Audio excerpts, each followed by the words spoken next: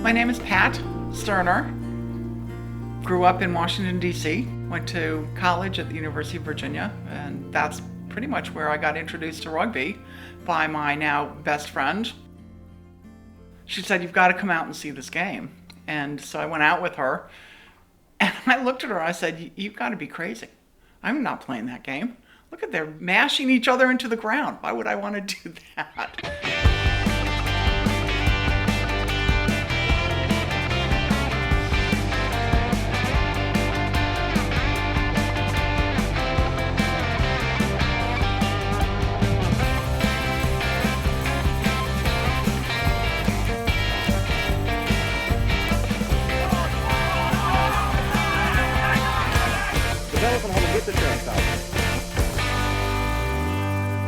Rugby came across the Atlantic late last century, but it's still not a very well-known sport in this country. Most people think it's a brutal game. Lots of hard hitting, little padding, sort of a free-for-all wrestling match among a bunch of off-season football players. So when the Washington Furies take the field, a passerby might be startled. The players are all women. Growing up and living in D.C. after college, it's such a young town. Being 20s and 30s, even early 40s, it was wonderful. You know, just being able to go down to the mall and to go into museums and spend the day just cruising around. I miss it a lot. You know, I grew up there, and after college, I lived downtown until I moved in the early 90s to Madison.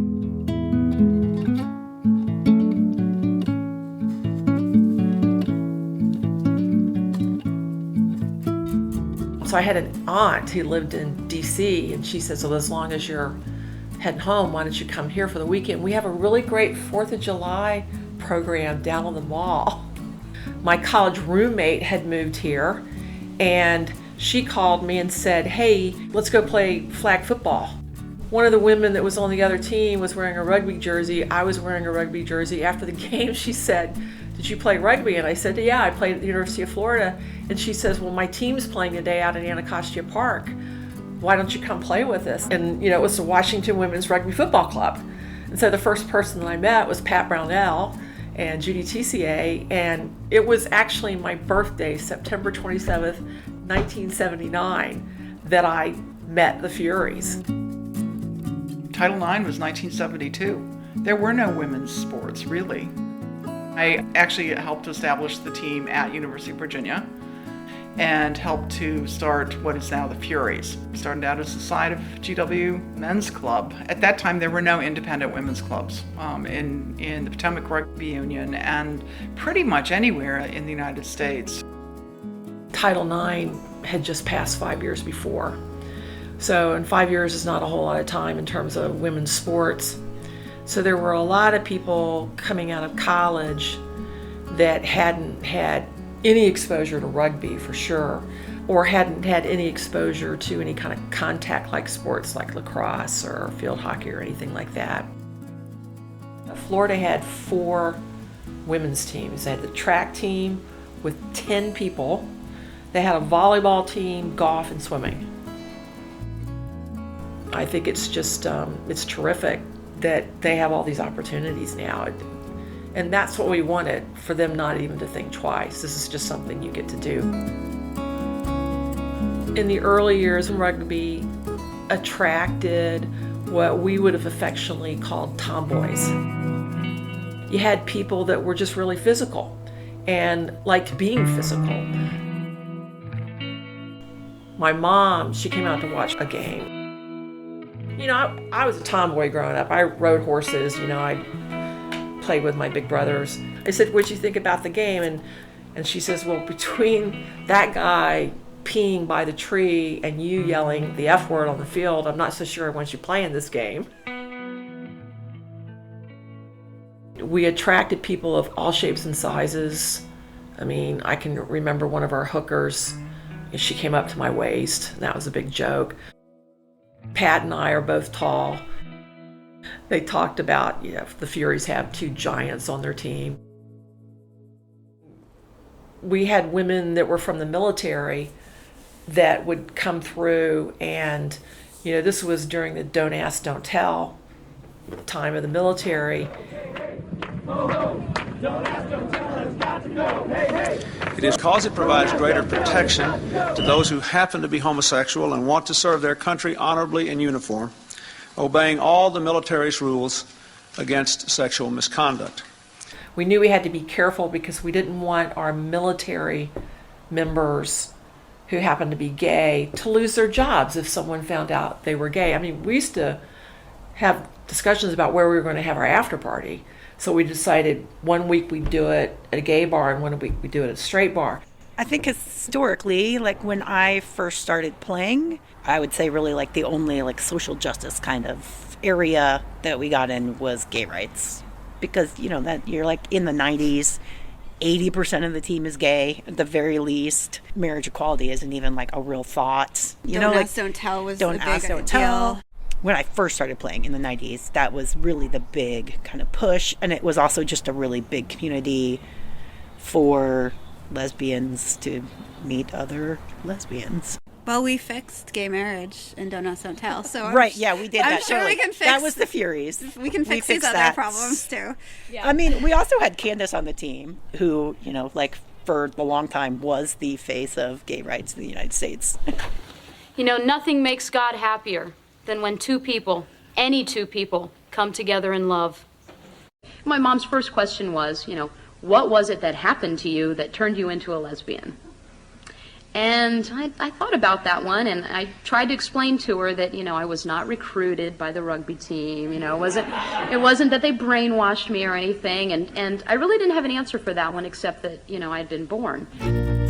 They would be in the news articles, like kicking a rugby ball and being like, I play for the Furies. I know. I remember, like, after my first practice, and Candace was so nice, and like, telling my mom about rugby, and I was like, and I met Candace Gingrich. It's like a celebrity, it was very exciting. We were excited if somebody showed up and wanted to learn the game.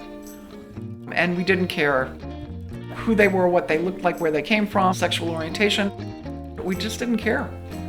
We were like, all right, we have one more body on the field. I mean, if we could field 15 people, we were so excited. And, and I think that also really helped us learn from each other too. As a side of the men's club, we were perpetually, at the bottom of the rung. So there would be weeks sometimes when we wouldn't get to play because there wasn't time. We had to wait for the A side and the B side and the C side and maybe the D side, and then we would get to play.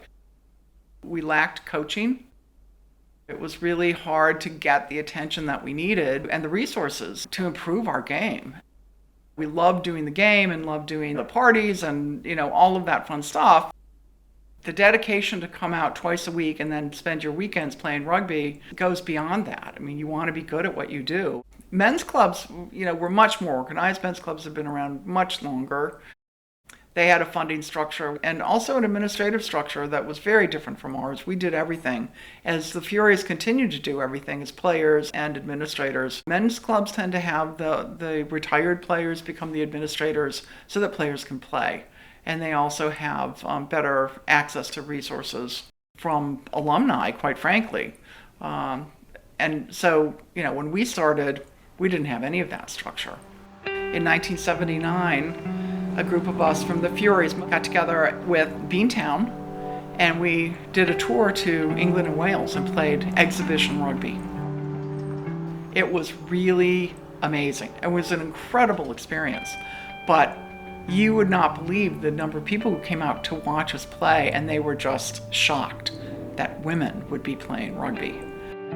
I can remember we were in one town and the mayor put on a reception for us. It was such a big deal. At home, there was a lot of sexism at the very beginning. Getting to be an independent side sitting on the PRU board, getting any help or resources from the rugby union was just always a massive struggle. The Potomac Rugby Union, all the officers were men. When the referees were doled out, the men's clubs got the referees first. We would show up, Pat and Judy and I would go to the PRU meetings, which were held in the GW clubhouse, and we would walk in and we'd start asking questions during the meeting, and then they realized that we weren't somebody's girlfriend, that we were actually from the rugby team. Oh my gosh, I mean, the sexism that exists today, it was very prevalent back then. So that was our big thing. Being taken seriously. Pat and I were one of the first women referees in the rugby union, and I got assigned to a men's game. I mean, you could have heard a pin drop when I walked out into the pitch and they realized that there was a female ref assigned to the match. Most of the men players were fairly accepting. It was the leadership. Judy TCA was the first female treasurer of the then Eastern Rugby Union. Pat actually got on the board of the Potomac Rugby Union. We just started sticking our feet in and getting involved, and it took them several years. I mean, there were some real pigs. One of my first meetings as a board member of the PRU, I was really nervous. Again, I was 25. I'm like, what am I doing here? The group was very unwelcoming. There were maybe a couple guys who were, trying to help, but the guy who was chair at the time was this old rugby player from, he was, I guess, from England, who'd been on, the board forever. He was the chair. And he looked at me and he said, I just can't believe that you would even want to be here and that women are playing rugby. You should not be playing rugby. You should be at home, basically at home in the kitchen. But I was just so flabbergasted that he had the, nerve to say that. But that was the attitude, very much. Women were girlfriends and wives. They were not rugby players. Funny enough, a lot of our initial recruitment were the girlfriends of the guys at GW Rugby Club. We founded the club in '78. We really became the Furies in late '79, early 1980. Everything that you learn about being on a team didn't exist, really, when we started playing. And I think that was so compelling for those of us who started to play. And we recognized that it was this was something very fundamental to our own development, both as athletes but also as people.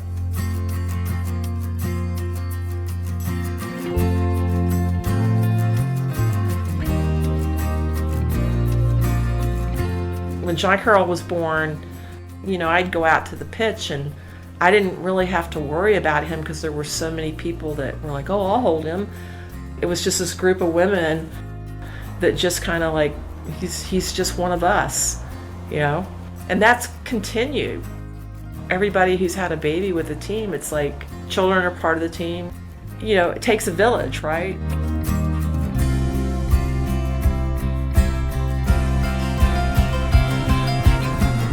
I think those of us who came out to play rugby recognized that we were sort of on this leading edge of women's rights to be able to do things.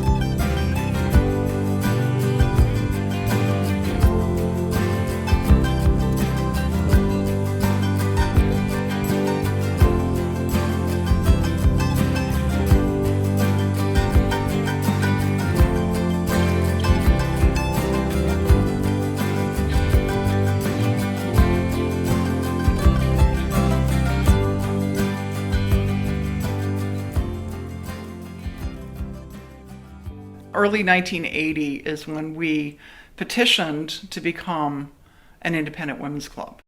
We had to really fight to become an independent club.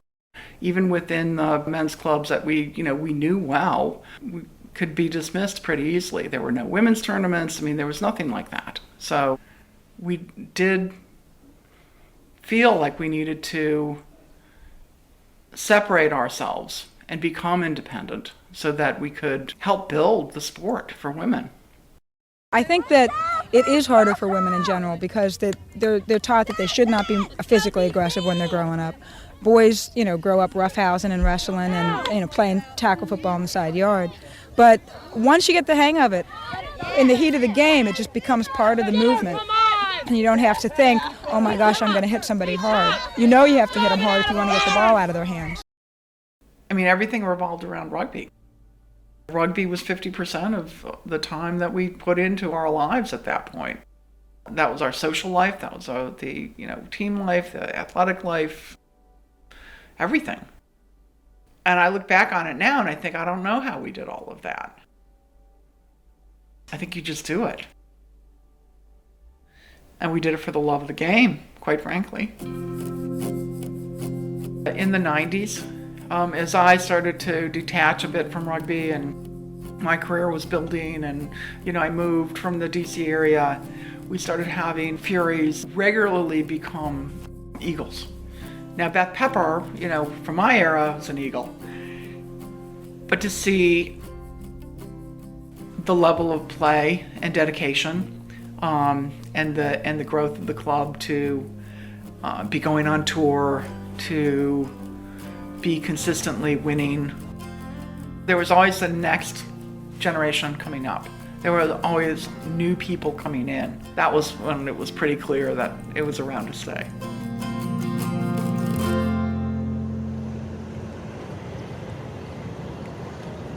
That nice solid plank at the bottom. Drop into a nice push-up. We're gonna go for 4, 3, 2. D, C, D, C, D, C. One more time. D, C, D, C, D, C. I'm always really kind of astounded when I've gone on tour with the Furies internationally or just encountered international rugby standards where club teams have directors of rugby that work on all the operations and scheduling, and they have clubhouses with permanent pitches. We do not have that. We do not have those luxuries. Ready? And drive. And drive. DC. Okay, you. Drive. The Furies are really a player-run club. USA Rugby is pretty heavily focused on the high-performance pathways, which is, super elite athletes or national team folks, and they've put a lot of time and money and effort into that. And, I certainly want to see our national program flourish, but also club rugby is the heart of rugby in the U.S. Crouch, bind, set, D, C!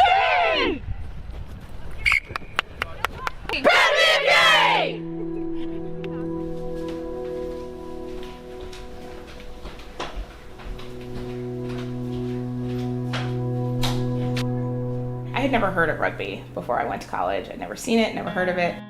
I, at the time, was running track on the varsity team, so I didn't have a ton of extra time. And also didn't want to quit the thing I loved, which was running, to play a game I had never heard of.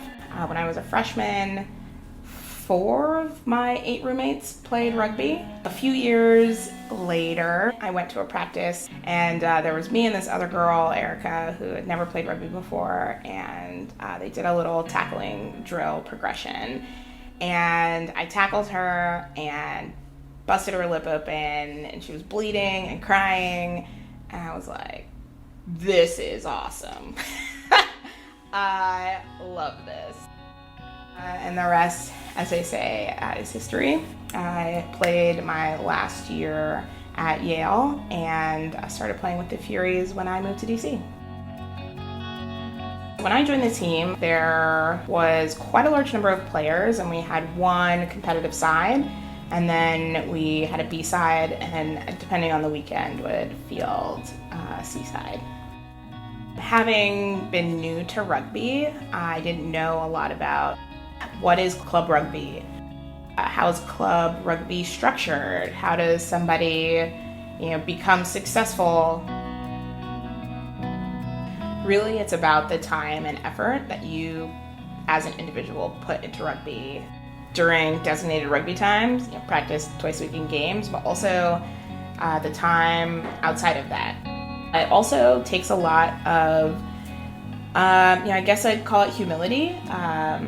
Every team is full of 15 individuals on the pitch at one time, but you have to play together. And to do that, you have to kind of have that team player spirit and commit to supporting each other and moving the team forward. Rugby is a game of forward progression, and you're doing that with your 14 friends.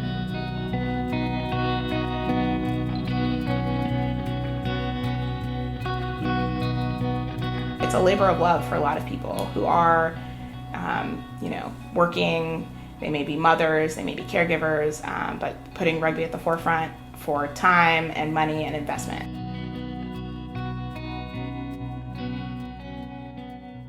When Rugby Sevens was introduced to the Olympics, USA Rugby was able to start a residency program in Chula Vista where they did have full-time athletes being paid to play for the national team along the path in a bid for an Olympic berth.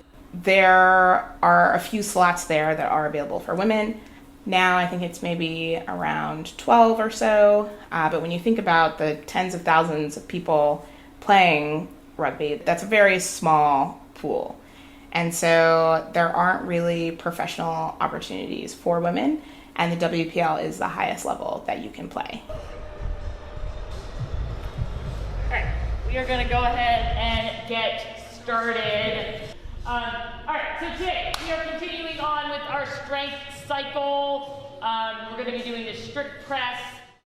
Women's Premier League is the longest lasting, high elite level league in the country, men or women. Of course, the Women's Premier League isn't paid.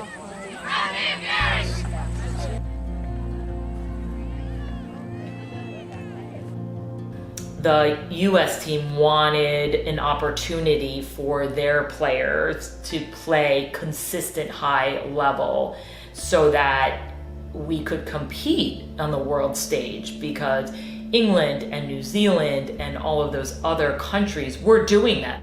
I was living in England in the 70s and 80s, and I remember the Observer had this massive article all about, can you believe it, in America, women play rugby.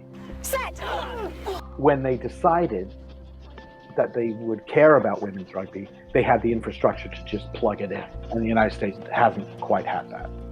Most of its history, USA Rugby had been in charge of every aspect of rugby, from grassroots to high performance and national teams. Taking Major League Rugby out of it, the only organization that really governed itself was the Women's Premier League. When I joined the team, the institutional structure was so strong. It was just so strong. It just sort of ran. You didn't even really understand how it ran. And then once you got into it, you understood what it took and the commitment level of these women. When I was playing, I was working out at least once every day. So there was always that time commitment, whether it was running sprints or lifting. It was at least once a day, and then going to practice outside of that. We paid for a lot of things on our own, but financially or organizationally, we had the infrastructure to do it. Are you gonna walk? Myrtle is almost the same size as a velociraptor. As a velociraptor? I think velociraptors are much bigger than Myrtle. Come on, Myrtle. We'll go this.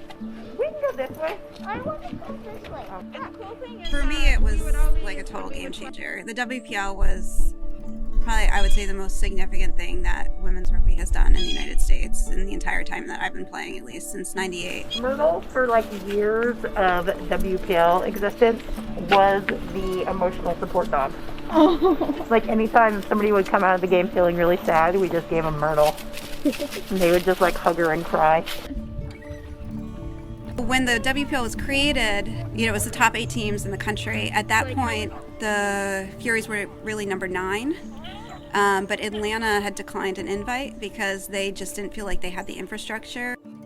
I remember, we held a team-wide meeting, and just I stood up and I remember saying, to me it was so important that the Furies got into the WPL. They want to play for the best. They want to play against the best. I think it was such a great progression for women's rugby in general, but also, I think it just proved once again that the Furies were, in the vanguard of innovation. I think it also underscored the level of play that the Furies, had entered into, coming from the 80s when we were just trying to get people on the field and get coaching, and the growth of the club in the 90s, and then in the 2000s seeing the level of play was very exciting. That was incredibly exciting to see that.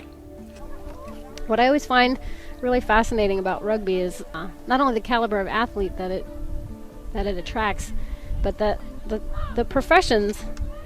We really have the gamut of professions out there. We have medical doctors and attorneys and financial traders on both sides. Certainly. We have a lot of lawyers on the field. A lot of lawyers. These are women that are taking time out of their very hectic and professional lives to come down here and play rugby, and they really are doing it on their own dime. And I don't know how possible it is to get all that stuff in with a career and practice and commuting and life. Absolutely. It's just crazy. So my hat is off to every rugby player on that field right now for everything they do and have done to get here. And there you go. DC Furies have walked in a try from the scrum. We talked so much and so often and so in depth about what they would mean for the Furies to join the WPL, and what that would mean for players that were not interested at playing at higher levels. We, eagerly took the opportunity to play at that level, even though we knew we were not as good as sort of the top 4 to 6 teams in the country. But if we were to play, if we ever wanted to be like that, we needed to play at that level.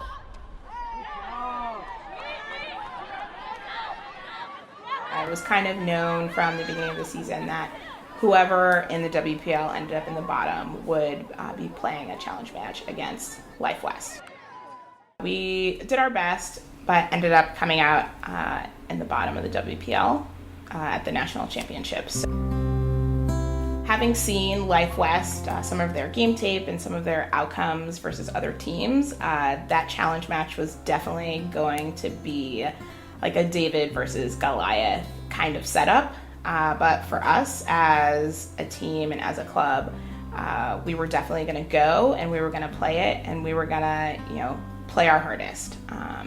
You never want to give up, and you always want to kind of put your best on the line.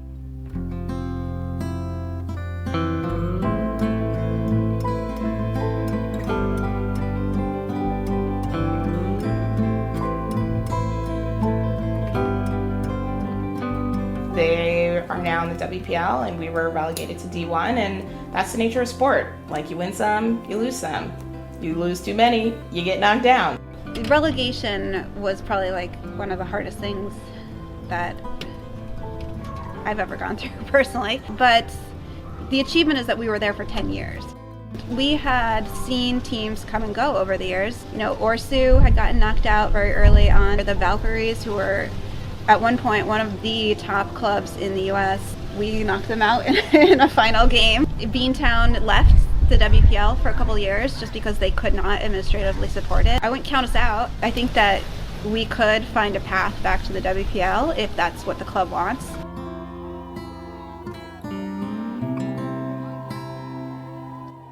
It was tough. It just felt kind of like a closure and ending to something that you had given everything to, over the years. And, now coming out of it, I see that that's not necessarily the only way to be competitive.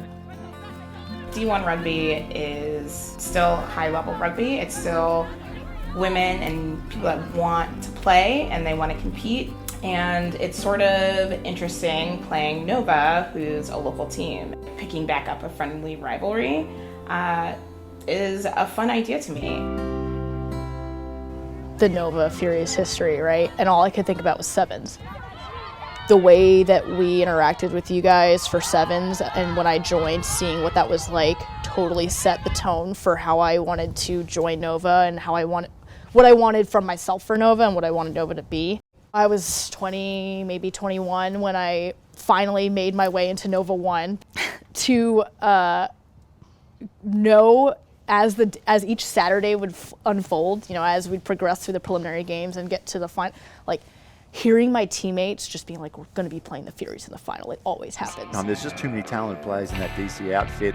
Bree Clark, Amanda Street, Jessica Shipley, just a great lineup of players for the DC Furies. To be successful, you have to be pushed by your competition. And I think that's what was so cool about the Nova Furies rivalry then. It was always, you couldn't take any game for granted because you knew that the Furies were going to come out and just push you to the very grind, right? And if you didn't show up that day ready to just put everything out there, they were going to take that game from you. That was what was expected, and that's what pushed the MAC to be one of the best in the country at the time. That's why we got 3 seeds to Sevens Nationals for the last few years, because we were constantly demanding excellence of each other. And so that relationship kind of helped me realize, going to the 15 season, that's what I want. I have many friends that play for Nova, but then you always have that rivalry, and we would just go back and forth. It was just like any given day, either team could win. I'm sure if you talk to Pat, she would be like, Nova. Back in the day, it was the Stingers. The Stingers were the best in the country. Maryland Stingers, Chesapeake. We traveled to Beantown. Beantown was and still is a powerhouse, but we traveled to Boston. So we traveled quite a bit. Had to be pretty dedicated to give up your weekends to do that. If you had, for instance, out in California, you might have had 5 teams that were spread all the way through the state, so they were having to travel a lot. Same thing on the East Coast. That's why tournaments became so important, because it was the opportunity to bring a lot of teams together. I mean, Ruggerfest, the first year that we had it, there were 8 teams. And I was like, oh my God, we're going to get to play all these people.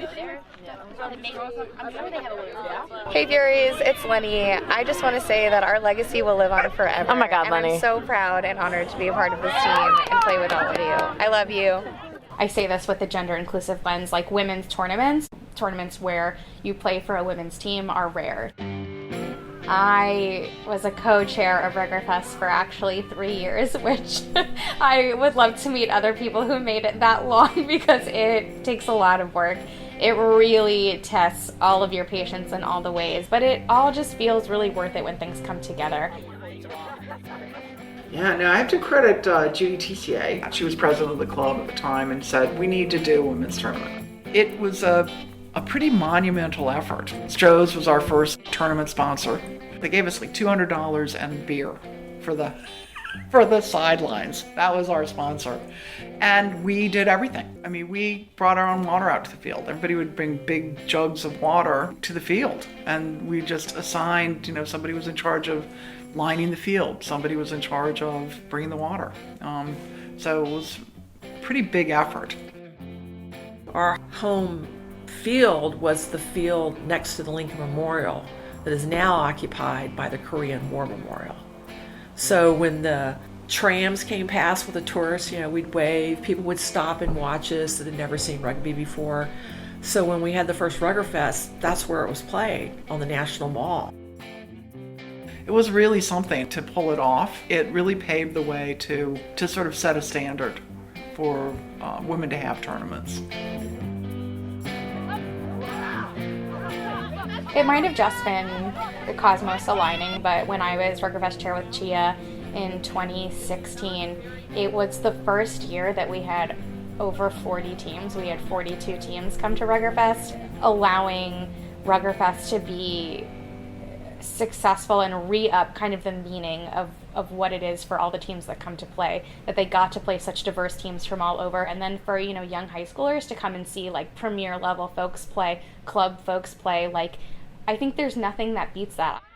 I can't imagine if I played rugby in high school and I was like 16 years old and I saw one of the old girls like killing a 22-year-old. I would be like, shit, I could do this and I could do this forever. We put so much effort into putting the tournament on that we felt like it was detracting from our playing, because we were, you know, administering this huge tournament and playing. So, you know, I think that was 83 that we won the tournament. I'll never forget it because we were in triple overtime. Lisa Browning actually made the try that won the game. The ball had been kicked and she caught it and literally ran it 20 meters in for the try, and we went insane. Us all piling on top of her. It was just such this moment. Plus, we were all so tired. We're like, thank God, this game is over.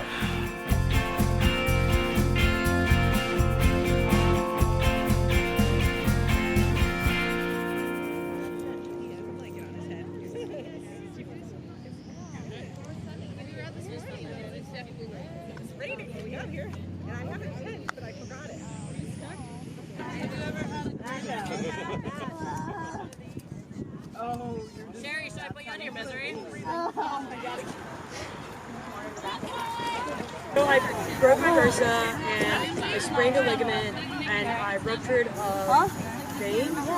So like from here to here was the size of like my quad and just like pulled it forward. So now what I have is I have a blood expressing on my leg. So that's what's up. So going to my heart? Yeah. Apparently not. Are they gonna break? Sam, are they gonna break that up or something? You said to like let it happen naturally, but I can't wait. You get it kind of if you play sports, but nothing's like the heat of the moment of a full contact sport, right? You're frustrated, you're angry, you're exhausted. Bruce, stay. I mean, like playing, you know, whatever, 2 to 80 minutes of rugby is just unlike anything else. I think at the end of the day, so much leadership is driven by the captain or a strong player, you know, a long-standing Fury. Carrie, you okay? Do you need anything? Tampon? No, for my nose. Are you sure it's broken? Wait, so I can put blood, right? Yes. Okay. Your hair's going that way. Not really. You just have a hair. Alright, come on. There's some gravitas that comes with being from the nation's capital, and I think that there's more expected of us. And a lot of us came from like beer leagues and college teams and you know, made something bigger of our rugby career. Coach, how much time does Carrie have? Bless up. He gets like 7? He gets a fair amount. Plenty time, Carrie. We have been the underdog for a long time. We're scrappy as hell. Even though we're this established team, like, it doesn't matter if I give you a potato sack to run in and that's your uniform, we're still going to kick your ass on this pitch. Like, and I think that's a very Fury thing to feel. Blood back on! Blood back on! Thank you. Zephyr! Let's go, Carrie!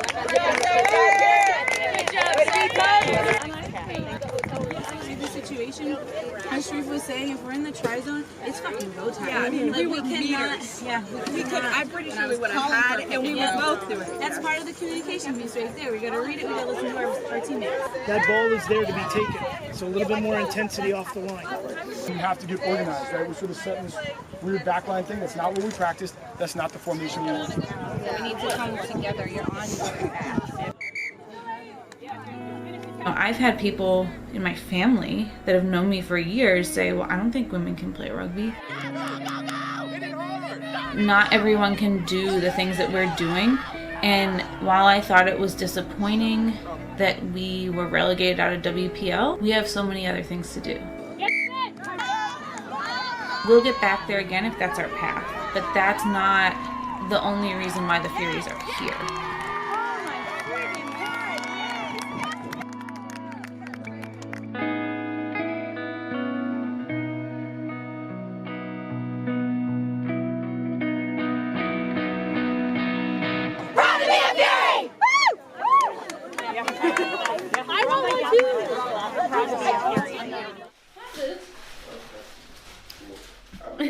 Okay. You can ask some questions if you want. I grew up on this team. Like, I was in my 20s, but I was a baby. One of the proudest moments was in 2015. This was right when I was asked to go up to WPL. But I was like killing it on Div 2, like just doing really well, super fit. And the team at Banquet voted me most improved. Like, I just like wept. I couldn't believe it, like, because to have your fellow teammates recognize your talent in a formal way is just so humbling. Like, I'm getting emotional now. I'm just so grateful for it. I mean, I know personally, like, I found myself playing for the Furies. Elijah, do you want to tell her what we say?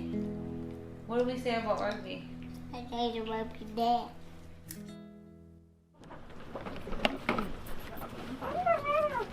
I know you're proud of it.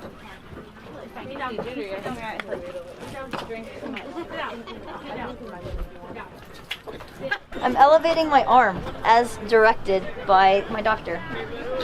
They said it has to be above my heart, so I'm glad you find me so entertaining. I'm just living my life. Living it well. Yeah. It's because of the drugs. So we're not trapped.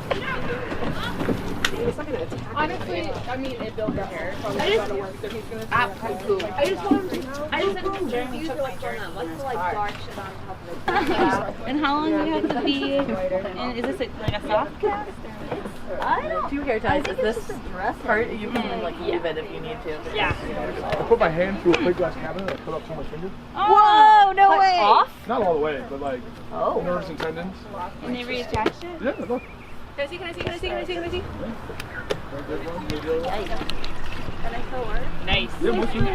There's ice too if we want to put that in there. Yeah, when I got 25 stitches on the top of my arm, 4 in my wrist, and 6 in my other forearm, and I had no nerve damage.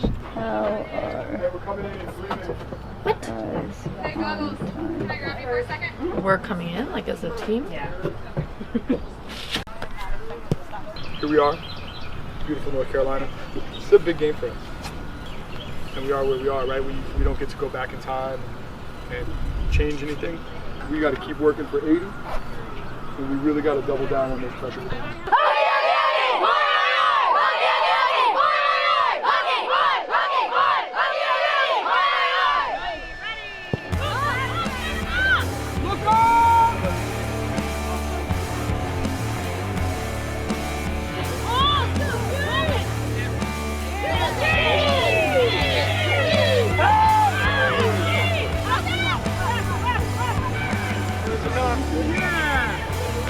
Good defense!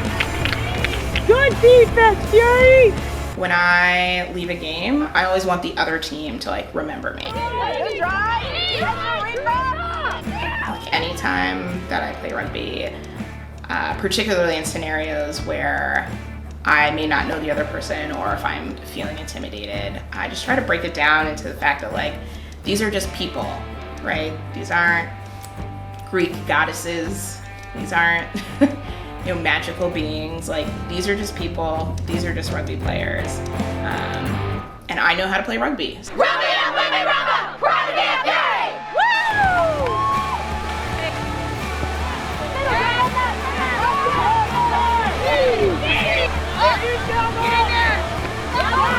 Who's there? Who's there? The straight, the street!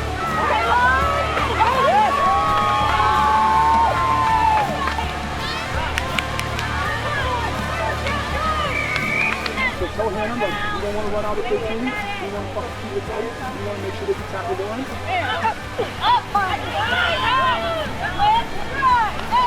Shift it. All right, everybody deep breath in through the nose. Or inhale, deep.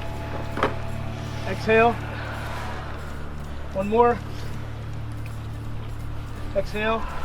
Focus on there.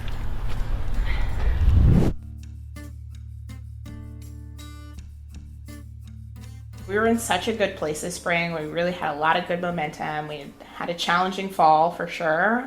Several people left the team and we were, kind of getting our footing after being relegated from the WPL. And so the fall had been a challenge and the spring was like, all right, like we got this. And we had so many good things going for us, like great practice attendance, some great new rookies, like great coaching plan. Everything was looking up, and then... And overnight, the first case of coronavirus discovered in the nation's capital. It was about to be a really big exploration into what the Furies could accomplish, and it really did feel like everything came to a halt in every regard. So I know you just sat down, but right now you might want to stand up. The officials now appear to be clearing the floor after having a discussion with the headset on. And we still await an explanation. The game tonight has been postponed.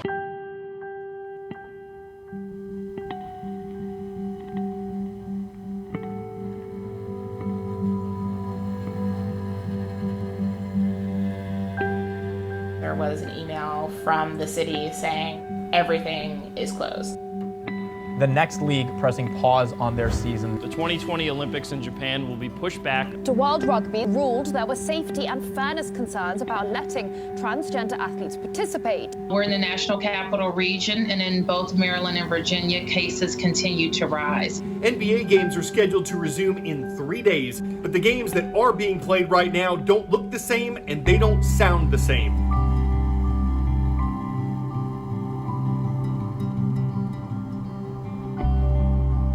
I was actually at a meeting in New Orleans in the second week of March when the news really started to ratchet up about the virus and COVID and where the hotspots were. And I flew back probably the 14th. And a week later, Minnesota went into lockdown. I think that's when it became real. Many of us thought that it would be a few months. And then by summer, we would be back and, maybe through the summer, but certainly the fall, everything would be back to normal. And of course it isn't. It's worse. Again, I'm a scientist by background, so know a lot more about this than I guess most people. I mean, knew immediately rugby was going to be shut down. And I kind of knew immediately the Olympics would be postponed. I remember, my friends, some of the Nova girls, whatever, they'd be like, well, when do you think that we're going to play rugby? I'm like, do you want my honest opinion? And this is back in, May, maybe? And I was like, we're not going to play rugby until next year.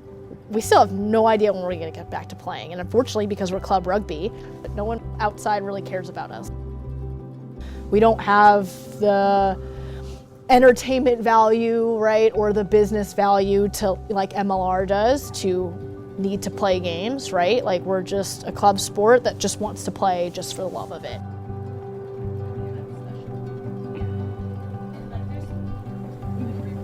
My fear is that teammates won't listen to their gut on what they're comfortable with, not listening to what's right for them and playing and getting sick. I mean, the stakes have never been higher. Because I, frankly, am not comfortable with playing a full contact sport. I guess we all just have honestly blind faith that the Furies are going to survive. So I'm curious, where did you start playing? What got you into rugby and how did you end up at the Furies? I studied abroad in London my junior year of college. And my British friends were like, women don't play. And I was like, they will in the US. I will find a team. Becky mentioned the years, we were in school just a couple of years after Title IX passed. So different landscape in terms of what? We're really older. You are older than I am, though. barely. Yeah, but you are. Just making sure you know that. This has been an ongoing argument for 40 years. My first season with the Furies, I thought rugby was like hockey and that you had an enforcer who would start a fight every game. So have your coaches not told you that when you're punching, you have to do with the opposite arm of where the ref is standing? They have mic'd touch judges. I know. See? Okay, that's the way Yeah. I don't like. You always get caught was now. also good to play back then because touch judges were not really paying attention to anything going on. I think we're only supposed to do this for 45 minutes, and we're at our mark, and I realized that we never showed you the workout that we do, so, but that's okay. This was way much more fun. This is way much more fun. We're dealing with the fact that the Furies haven't been able to play, they haven't been able to train, haven't been able to socialize, but you also have people that have been isolated. My day-to-day is really hard. I wake up in this house. I don't leave this house. Like, I don't even take walks. I sometimes step outside the front door, and so I'm breathing kind of recycled air all the time, it feels like, which is why I really look forward to just like being able to go grab one cocktail on the weekend somewhere once, you know, for an hour of time in a safe environment with masks on.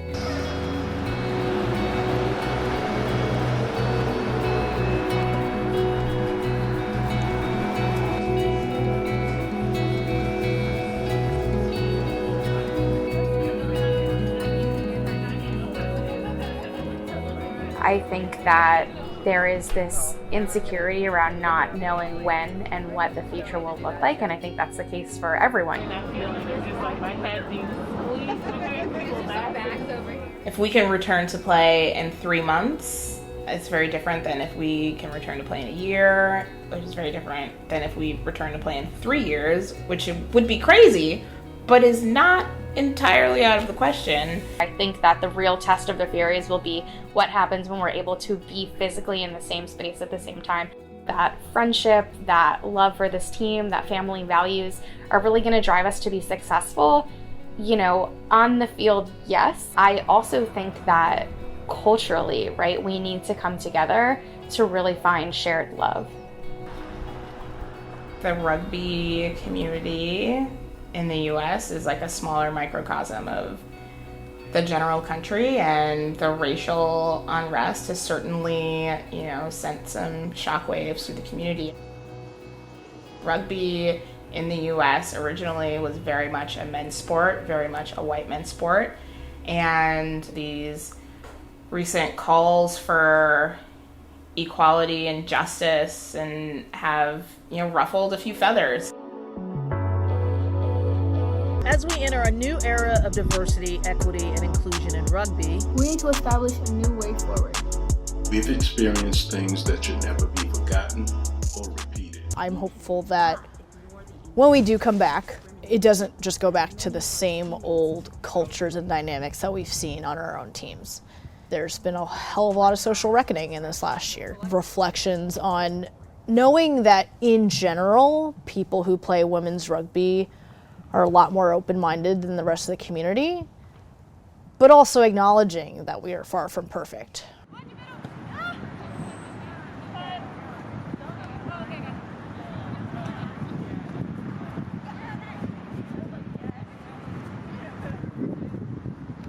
For me, like, social justice is important, racial justice is important. For the Furies as a club, inclusion and justice are already a part of who we are. You know, we want to do our best to make sure that we are inclusive and the rugby community is inclusive. You know, so many people have found their home in rugby, and so many people have found their home on the Furies. Yeah, we were right in the middle of practice in March 16th maybe, and everything in the city shut down and rugby practice is canceled. We haven't gotten together all summer, and we thought it would be fun to have a socially distanced outdoor little Halloween hang for Halloween. This is a great opportunity to see each other, run around, get some fitness, get our hands on a ball, and just have a good time. Stay safe, stay cognizant, wear your mask, and I was not trying to come at you. 10 burpees. You're going to do 20 push-ups.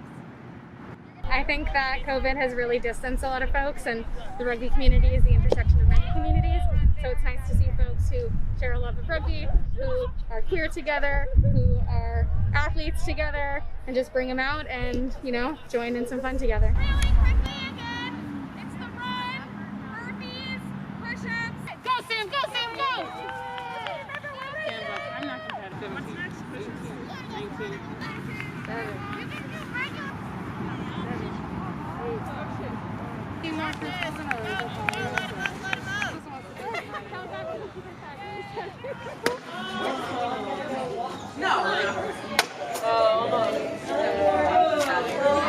12 more.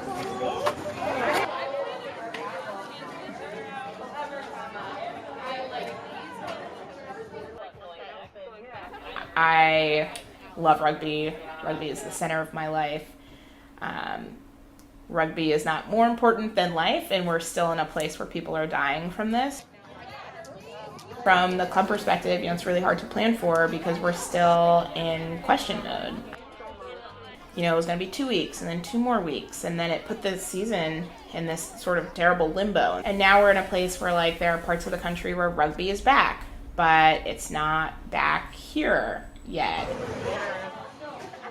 Here, you carry it. Everyone listen to this general announcement where we're going to make Sam and Kirsten blow out a single candle to commemorate their leaving to going to Colorado forever, to which we are all very sad. Also, while I have everyone's attention, Sam and Kirsten have had a lot of rugby stuff that's lived at their house that we don't really have space for. You make plan after plan after plan, but everything changes or doesn't change, depending. The city is starting to open back up permitting, and so, we'll see, are team members interested in getting together? What kind of safety protocols could we put in place? It's not realistic for everyone to just sit at home inside by themselves for the next year. What are you doing outside in the winter?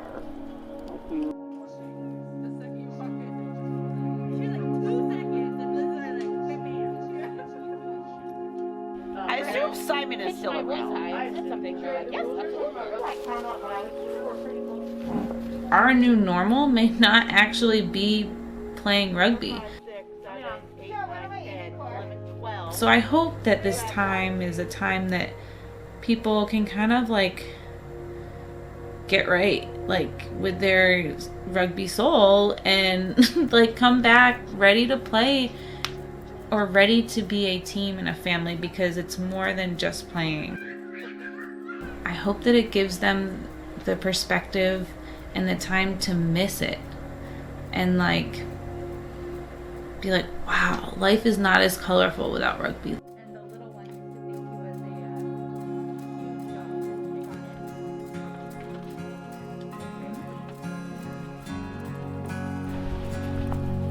$1978, 6 of us, starting to practice and pulling it together. Started from nothing. We had nothing.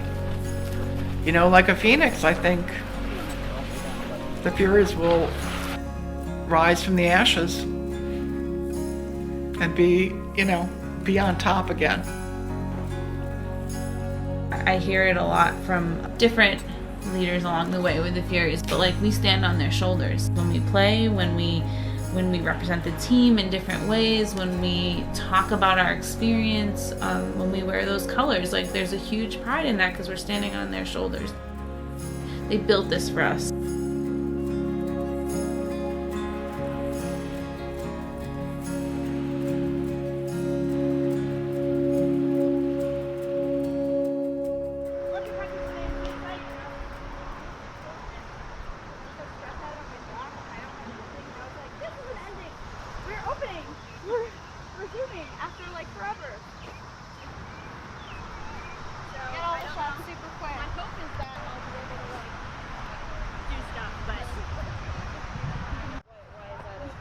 now. We're doing fitness shit.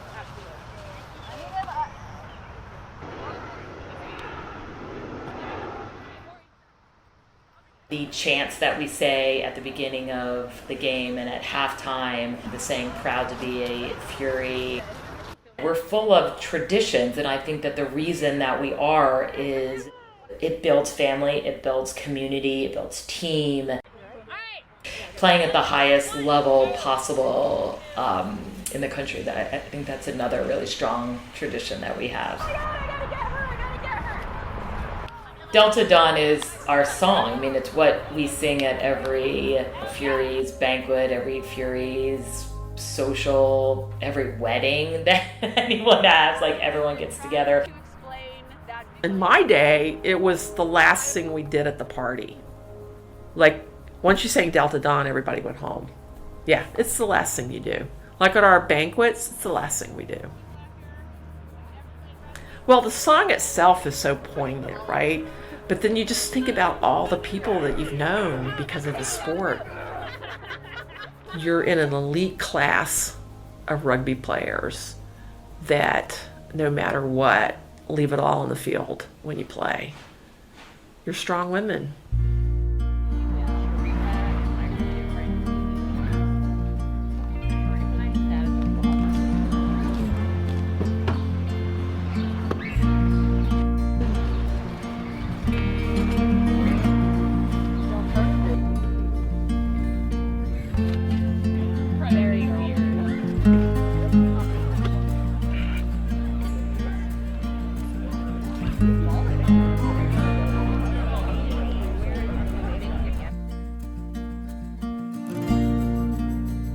One of the things that we say that comes from, original Furies founders is proud to be a Fury. And for me, every time I step on the pitch, I'm bringing my best self, and I'm gonna try my hardest and do my best. Also, being a Fury means, supporting your teammates and being there for them if they break up with somebody and they need you to move them out, or, they get injured on the pitch. Really being a family to each other.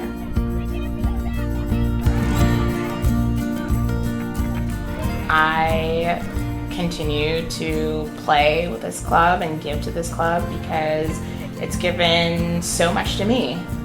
The players and coaches and everyone else has really enriched my life. And I love the game of rugby and I love playing with these people, and I think I'll play as long as I can, and I will also support the club forever because it's just been such a big part of my life. I look at my friends. My lifelong friends are from rugby.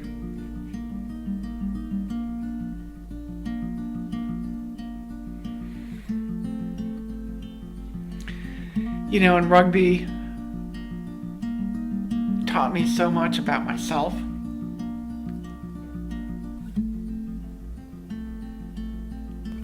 About life, about acceptance,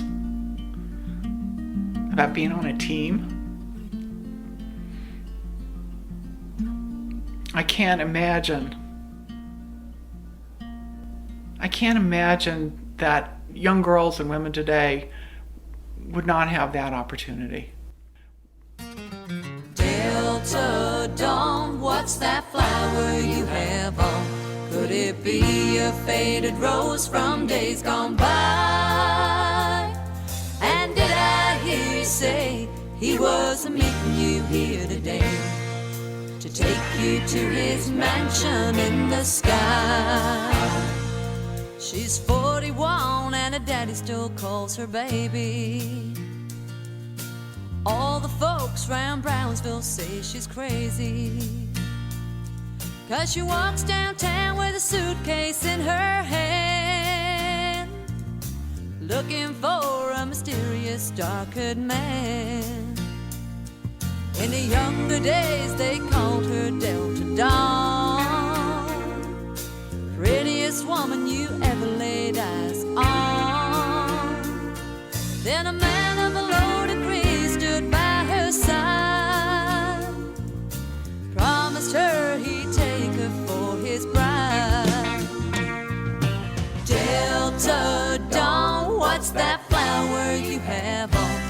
Could it be a faded rose from days gone by?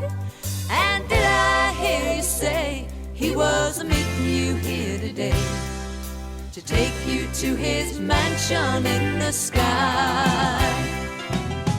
Delta Dawn, what's that flower you have on? Could it be a faded rose from days gone by?